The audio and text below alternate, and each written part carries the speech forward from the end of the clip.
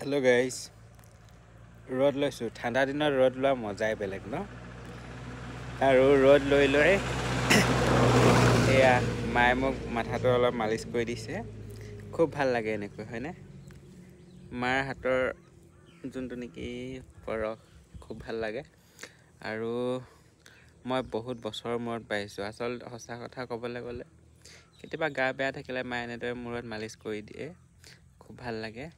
আৰু প্ৰায় বহুত বছৰেই হ'ল, স্কুল যোৱাৰ সময়তে হয়তো পাইছিলোঁ নেকি। কেইবা বছৰ মূৰত পাইছোঁ, মানে এইটো ভাল লাগে আৰু এনেকৈ ন মা।